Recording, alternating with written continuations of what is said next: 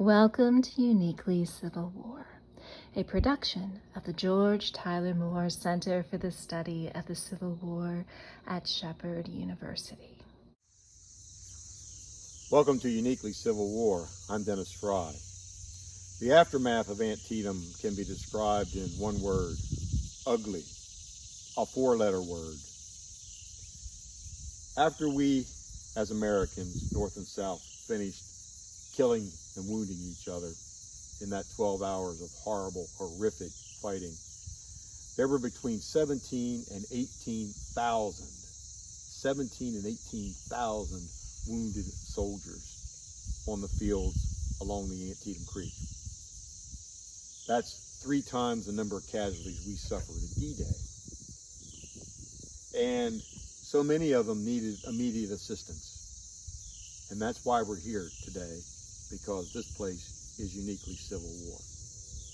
We are inside the barn of the historic Churchy farm, at the time of the Civil War known as the Jacob Funk Miller farm. And this barn is exactly what a doctor, an attending physician would look for. Big, commodious, spacious, and ventilation all around. We're not far from the action either. We're only 600 yards from the Burnside Bridge. And so this became a hospital for those that were wounded fighting around the bridge.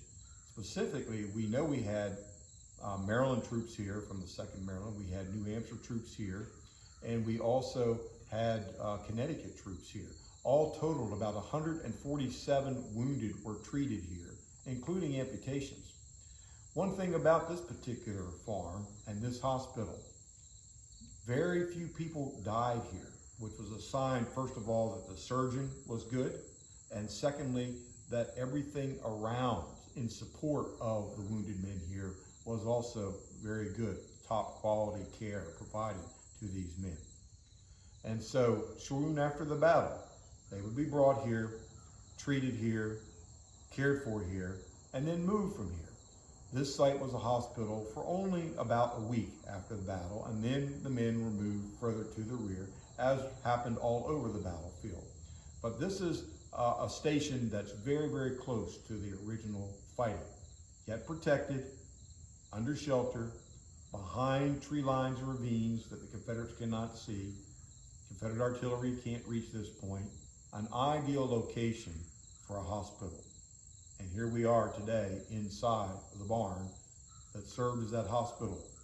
The only thing missing, moans, groans, and what may be hopelessness of the wounded. This site makes the ideal hospital location, absolutely ideal, because it's sheltered. It was sheltered from enemy fire. Notice the house exemplifies that shelter.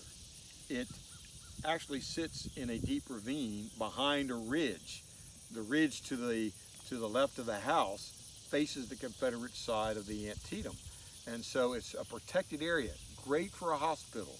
You don't want to be treating wounded at a place where you're under enemy fire.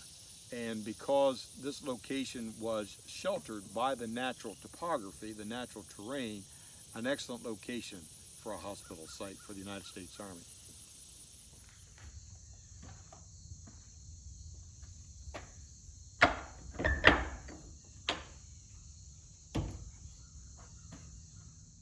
So one of the most important ingredients that was required of a hospital site is what we see here in the bottom or the foundation of this barn, and that is straw. Straw, lots of it, for bedding. This not only helped keep a wounded soldier comfortable and warm, but it helped keep moisture away from him. And so it's very likely that we had right here in the foundation of the barn here, with some ventilation and shelter certainly, with lots of straw available, wounded soldiers all around me.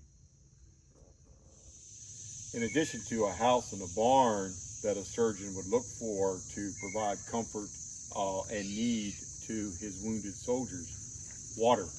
Water crucial. And here we have the original spring house, probably dating to about 1770 based on the architecture of this structure. Very unusual. We'll see other spring houses in and around the Antietam Creek area that are all stone, all limestone. But this has a superstructure that dates to probably right before the Revolutionary War. Really extraordinary that this still survives. Talking of survival, the water from this spring kept these men alive. You needed lots of water. You needed volumes of water, and we had it here. We don't have just one spring, but we have numerous springs here on the Churchy farm, the Jacob Funk Miller Civil War farm. And so when they were looking for a site, not only do we have shelter, not only do we have protection from the enemy, but the key ingredient to life, water. We have water here from this spring house. The Battle of Antietam lasted 12 hours. Recovery from that battle could be weeks or months, perhaps years, and perhaps never full recovery.